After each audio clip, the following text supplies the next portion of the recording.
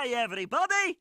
Well, this certainly wasn't on my bingo card for 2025. Who'd have thought it? But everyone's favorite orange marsupial currently has an animated series in development at Netflix. This also won't be the first time Crash had an animated show. The first animated Crash Bandicoot show was just a one episode pilot that never aired in the 1990s. If I can find the footage of it that exists, I'll be running that in the background. If not, I'll just be posting some Crash gameplay for you to look at. Why was this pilot unaired though? It's mostly thanks to the fact it was just outright terrible. Despite my playing a miserable heel most of the time in my videos, I'm really not a negative person, so I hate outright calling something bad, either because that's going to be someone's favorite game, TV show, or whatever the thing happens to be, and I don't want to take joy away from someone, plus for someone on that team of creatives who made a project, that'll be their passion project.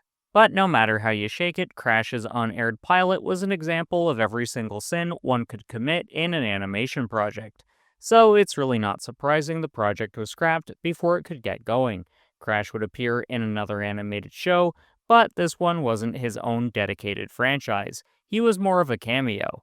What was his second appearance, I hear you asking? It was various cameo appearances in the Skylander TV series. This version of Crash was not well liked by the hardcore Crash community. I can't say how Skylanders fans responded to it, as I just never got into that property, as the Skylander toys never interested me when those were a thing. But why was this version of Crash so despised?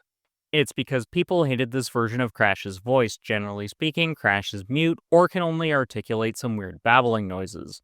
The chattiest he got would be during some death animations where he'd say whoa, basically making him the polar opposite of Bubsy the Bobcat, who was so yappy and annoying his most recent outings have given you the option to make him talk less, which thankfully decreases how obnoxious the little fecker is.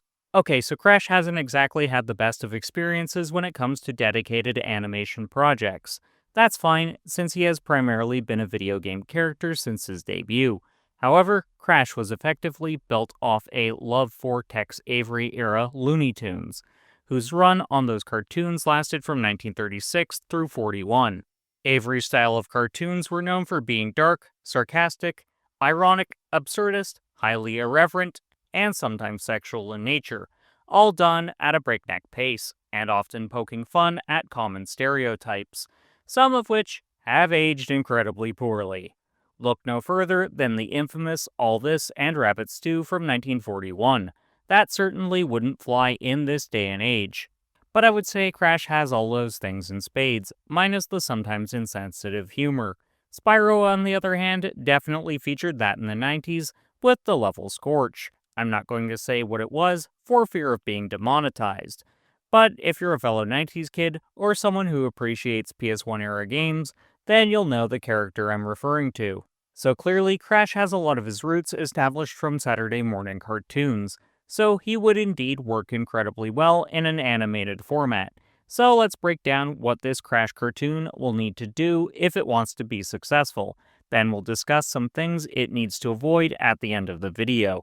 If you've made it this far into the video, please do hit the subscribe button. I'm getting so close to 2,000 subscribers, and I want to hit that milestone before 2026 rolls in.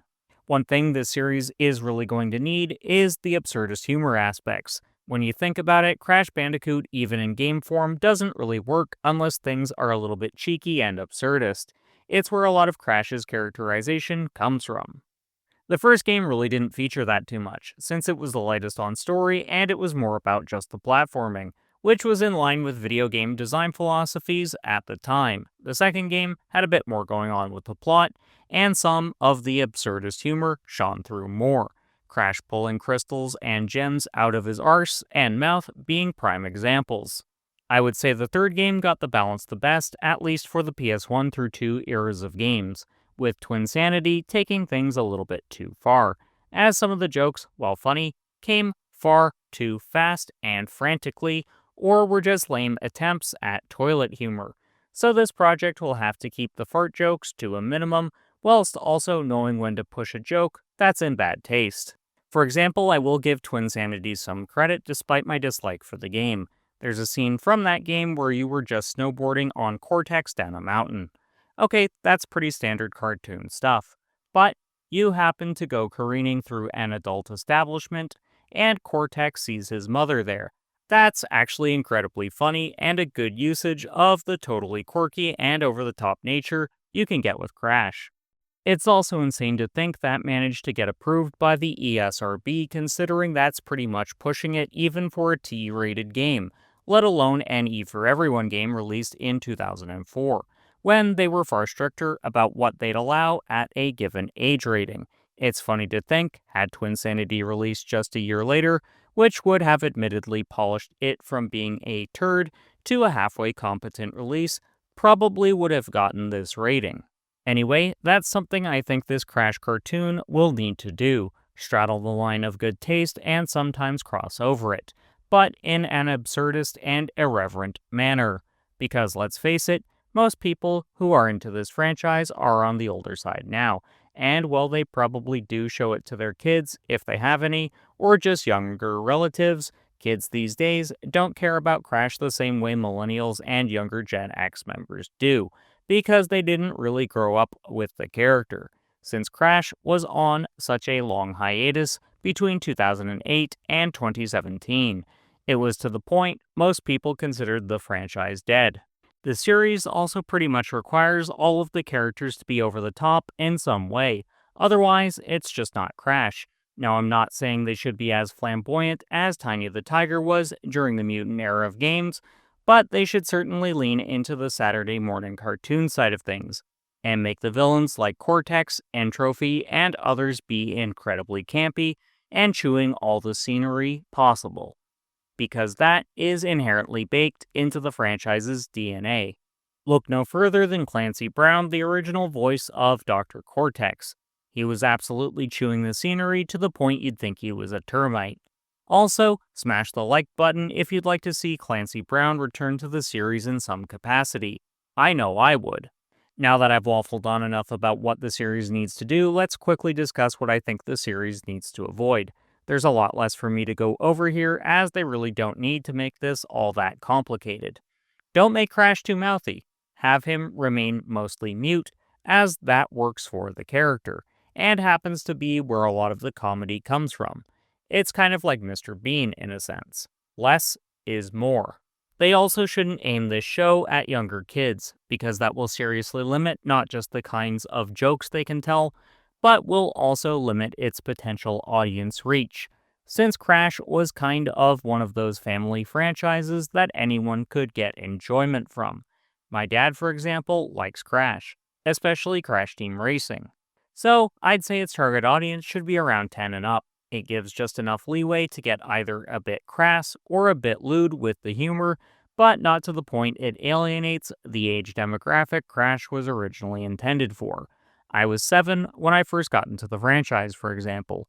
I also think it should go for a hand-drawn aesthetic over using 3D models, because that'd be a nice homage to Crash's roots. Plus, it's a totally doable thing.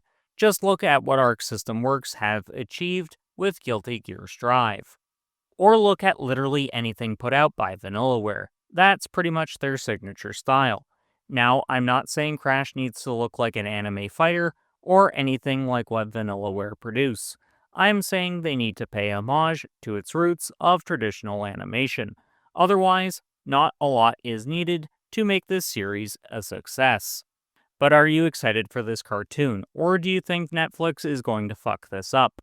Let me know in the comments, and maybe check out one of my Spyro videos next. But until next time, keep blazing that trail.